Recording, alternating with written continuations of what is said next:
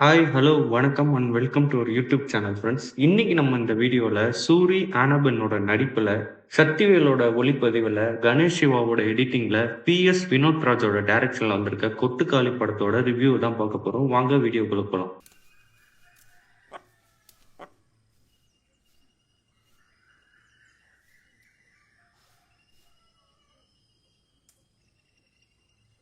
இந்த படத்தோட ஒன்லைன் பார்த்தீங்கன்னா, மதுரையில ஒரு கிராமத்துல வாழ்ந்துட்டு வர சூரி, அவங்களுக்கு மொற பொண்ணா வர அனாபன். சின்ன வயசுலேருந்தே இவங்க 2 பேருக்கும் தான் கல்யாணம் பண்ணி வைக்கணும்னு இருக்கிற அவங்களோட குடும்பம், தனக்கு வரப்போற பொண்டாட்டி படிச்ச பொண்டாட்டியா இருக்கணுன்ட்டு சூரி அவங்கள +2 முடிச்சுட்டு காலேஜுக்கு வேற ஒரு ஊருக்கு அனுப்பி படிக்க வைக்கிறாரு. போன இடத்துல அவங்க வேற ஒரு பையன லவ் பண்றாங்க. இது தெரிய வந்ததுக்கப்புறம் சூரியோட ஃபேமிலியும், ஆனபென்னோட ஃபேமிலியும் சேர்ந்து ஆனபென்ன வசியம் பண்ணி சூரிக்கே கல்யாணம் பண்ணி வைக்கணும்னு முடிவு பண்றாங்க. இது நடந்ததா இல்லையான்றத ஒரு ஓப்பன் எண்டட் கிளைமேக்ஸா விட்டிருக்காங்க படக்குழுவினர்.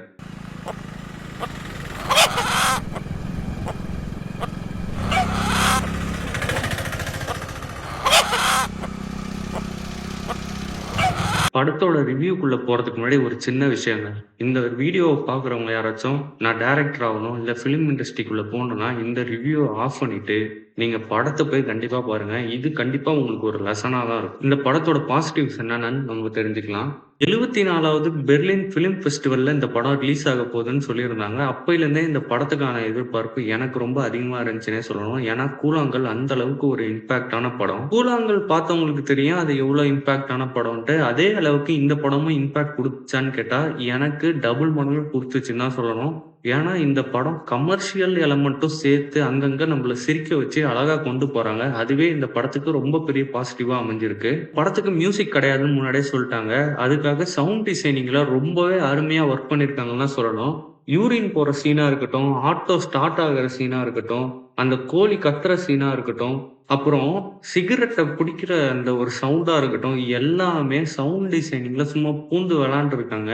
சவுண்ட் ஒரு சைடு இருந்தாலும், கேமராமேனு ஒரு ஆட்டோல ஒரு மிரர் ஷாட் ஒண்ணு வச்சிருப்பாரு. சும்மா செம்மையா இருக்கும். அது மட்டும் இல்லாம, ஆட்டோ ரிவர்ஸ்ல வரப்போ ஒரு லாங் ஷாட் ஒண்ணு வச்சிருப்பாங்க. எல்லாரையும் சேர்த்து வச்ச மாரி.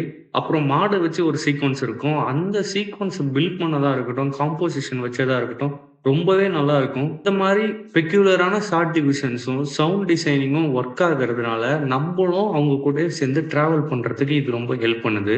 படத்தோட டியூரேஷன் ரொம்ப கம்மி. அது இந்த படத்துக்கு மிகப்பெரிய பாசிட்டிவ். ஏன்னா, ஃபிலிம் ஃபெஸ்டிவல் போயிட்டு வர படத்துக்குலாம் டியூரேஷன் ரொம்ப கம்மியா தான் இருக்கும்.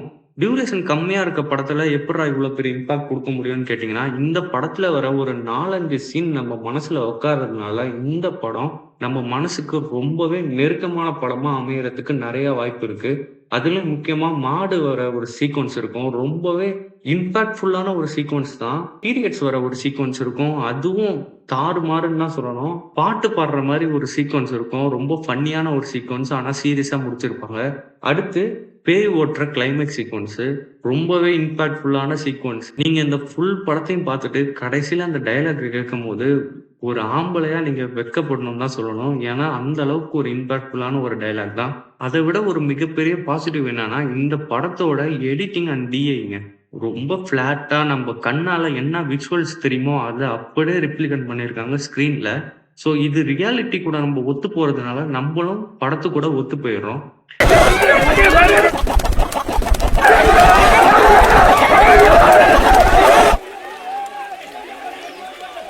என்னடா பாசிட்டிவ்ஸ் மட்டுமே சொல்றியே, இந்த படத்துல நெகட்டிவ்ஸே இல்லையான்னு கேட்டா, நெகட்டிவ்ஸே இல்லங்க. உண்மையாலுமே என் கண்ணுக்கு எதுவுமே நெகட்டிவா படல. ஏன்னா, என் லைஃப்ல நான் தியேட்டர்ல இந்த மாரி ஒரு படத்த நான் பார்த்ததே கிடையாதுங்க இதுக்கு முன்னாடி. இதுக்கு முன்னாடி இறைவி இந்த மாரி நெறைய படங்கள் நான் பார்த்துருக்கேன் தியேட்டர்ல. ஆனா, இந்த படம் எனக்கு ரொம்பவே இம்பாக்ட் குடுத்துச்சு. நெறைய பேர் இந்த படத்துக்கு நெகட்டிவ் ரிவ்யூ சொல்லிருக்காங்க பப்ளிக் ஒப்பீனியன்ல. ஸோ அவங்களுக்கெல்லாம் நான் சொல்லிக்கிறது ஒண்ணே ஒண்ணு தான். நீங்க இந்த படத்த பார்க்க போறதுக்கு முன்னாடி, சூரியோட கேரக்டர நீங்களா அஸ்யூம் பண்ணிட்டு பார்த்தீங்கன்னா, இந்த படம் உங்களுக்கு கண்டிப்பா ஒர்க் ஆகும். 100% ஒர்க் ஆகும்.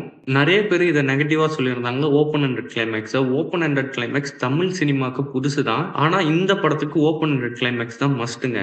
நீங்க இந்த படத்த கொண்டாட தவறிட்டா, இந்த மாரி நெறைய படங்கள்ல தமிழ் ஆடியன்ஸ் மிஸ் பண்ணுவாங்க. இந்த மாரி சினிமா ரிலேட்டட் கன்டென்ட்ஸ் பார்க்கணும்னு ஆசைப்பட்டீங்கன்னா, எங்க யூடியூப் சேனல சப்ஸ்கிரைப் பண்ணிக்கோங்க.